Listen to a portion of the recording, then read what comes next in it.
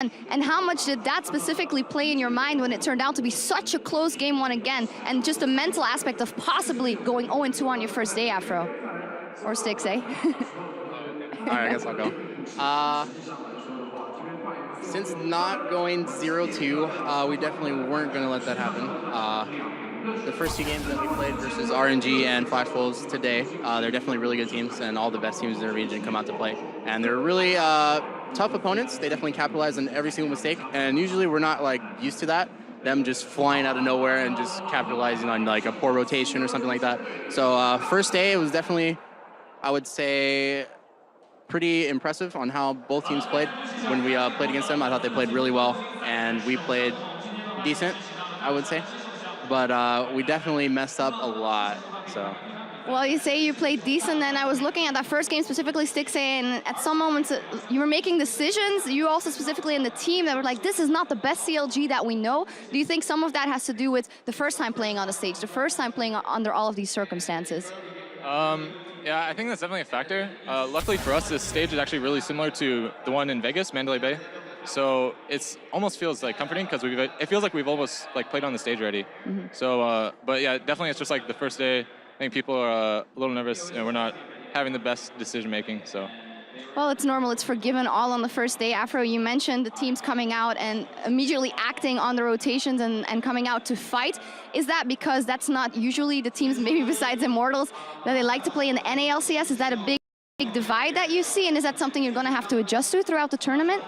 We're definitely going to have to adjust to that. I would say the two teams that we played against so far, they definitely are active on the map, really proactive, and anything you do that's not, let's say, fast enough or calculated enough, you're going to lose a lot more than what you get. So we just have to definitely factor that into how we play the game, and definitely clean up our rotations, make it a little bit crisper, as well as our decision making, and we should be good going into the rest of the tournament. Yeah, it should be good going into the rest. As said, it's only a first day. Stixxay, of course, we know that CLG has this big thing hanging over their heads of international tournaments and experience. IM Katowice, of course, wasn't the best, but what are your realistic expectations for this tournament? Well, personally, I think a lot of people underrate us, and a lot of people just, in general, underrate North America as a whole. And I think we can place top 2, for sure top 4. But I think we have a pretty good shot at top 2 if we just improve throughout the tournament. Well, top 4 would be a good thing to begin with. You mentioned underestimating NA. Your jerseys are really decked out. Tell me about the attire for MSI. Well, we're just repping America. We got some cool stars, got some bands here too. So Mm-hmm. Our general manager, Macom, had these made for us for this event, and he's very big Captain America fan. Kind of looks like him. Thanks, Macom. These jerseys are actually really sick, so I'm happy we have them. Yeah, you guys definitely look great, and good luck for the rest of the tournament as well. Maybe one final question. If you talk about North America, of course, if you get top 4, you get that first seed at Worlds. Is that important to you that it is for the region of North America, because it might in the end not end up going to you, or is it just for CLG's performance that you're playing here?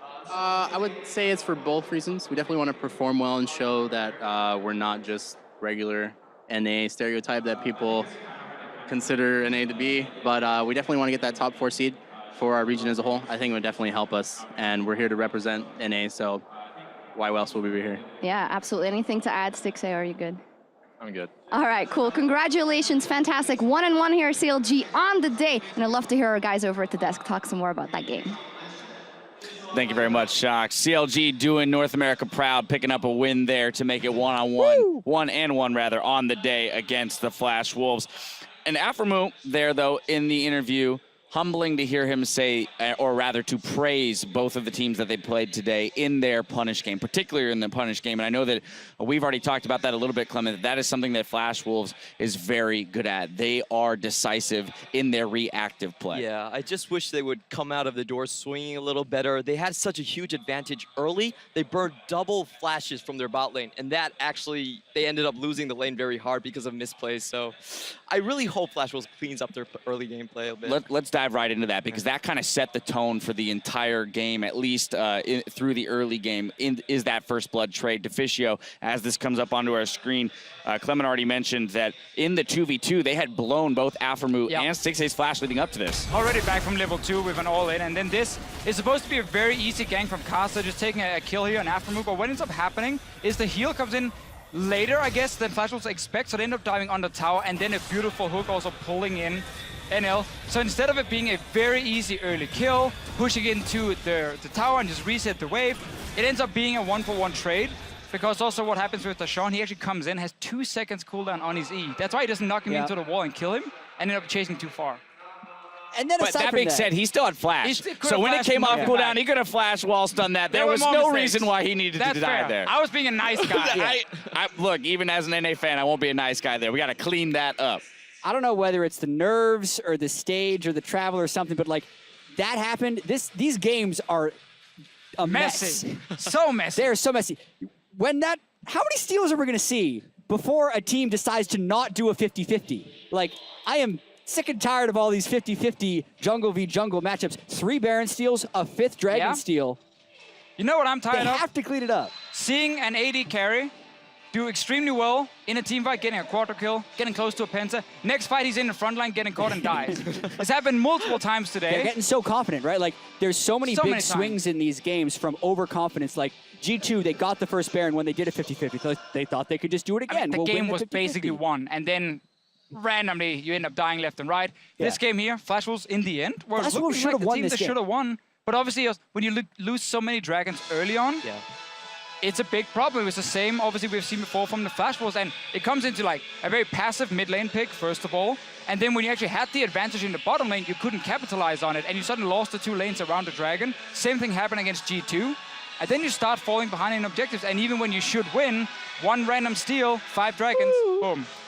Right, so then I'm going to return to you, Clement, because I know you already said it. You wish they would come out the gate swinging a little bit more, but then how do you expect them, or what would be your suggestion to Flash Wolves on how to do that, besides just start winning lanes? Is it champion picks? Is it just something they need to change in terms of overall macro strategy? I think there's 2 kinds of Flash Wolves. One is the kind of passive early game with the Azure and Gangplank, and the other one is the Maple go crazy. You pick a Lucian or something, the LeBlanc and the Zed mid.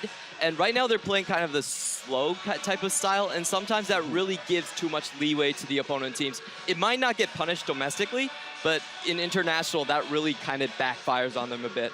Now let's talk about 2 members of that team, though, that stood out. I mean, the first being Maple, that GP, Riv and Crep, we're talking about it, was terrifying. On top of that, gotta give some props to MMD for his Ekko play in this game. It was actually pretty stellar. Yeah, so MMD is actually the highest ranked top laner in this tournament. He has actually Korea Challenger like 800 points or something. And about Maple, the story with Maple's Gangplank is that he actually went 0-2 with it in 1 game, and he was just like, I need to train this champion. And at the end of the split, it was like his best champion. We call him the AlphaGo Gangplank because he's just like, I'm gonna smart cast this, I'm gonna sign that, and then you're dead. It's like magic. It worked. Yeah, absolutely. Yeah, there was that moment at the end where it was like, oh, CLG's got this, unless he snipes somebody, and then he does snipe somebody. So maybe he will. Hold on. CLG does close it out. You know, things that I want to discuss on CLG's side then is this Caitlyn pick.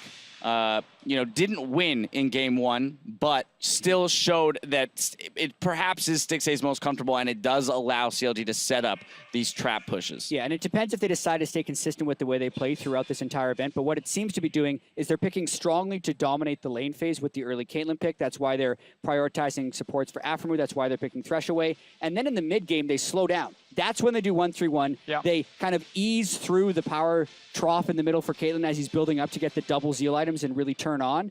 And I actually think it's working great for them. The fact that they've been able to stall these mid games, and if not for some big mistakes in both of these games, it could have swung either way, but I don't think the reason it swung was from the Caitlyn. I think the Caitlyn has actually worked out tremendously well, despite it not being a meta pick in any of the other regions. I agree on that point, and I think other regions have picked it up more and more as like a 3rd, 4th option when it comes to AD carries. But what also gives, NL is an option here, or an example, but it also gives to CLG is late game insurance. Because CLG is a team, when they are ahead in gold, when we have seen them in the past, and also in this game here, the 1-3-1 was not very effective. Like, we didn't get to see many great TP flanks coming in, but they were like snowballing the game. So they end up having these situations where they do well early on, then it goes, you know, back and forth in the mid game, but then they have this late game pick in Caitlyn. Yep. When we get to 5-6 items, and Stixxay does have decent positioning in these fights, and he ends up cleaning up a lot of kills. Yeah, something we haven't touched on, and we will touch on the flip side of this break, is the importance of the matchups of these 4 teams that are sitting in the middle of the pack. So very important for CLG to have picked up that victory. They may have ended their day on a high note, but there's plenty more MSI coming your way as Europe's challenger to LCS, rather to MSI team G2 Esports go up against Korea's SK Telecom. Don't touch that browser. We'll be right back. Woo! Just remember, the thing that got you here playing as a team, keep each other positive, make sure you're communicating, even if you fall behind for any reason, and just play together, because that's how we're going to win. That's what got us here, and that's how we're going to win. Right, guys? All right. Got it. Okay, Yeah. take guess.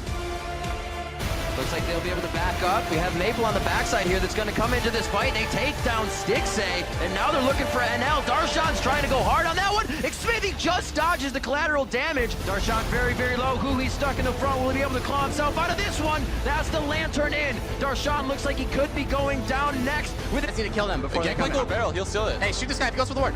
Yep, I'm not. I'm going on this. I'm going. We can't go in. They can't go in. James got it. I got them out. Let me out. Let James do it. Let James do it. Do the Baron. I got them I go last out.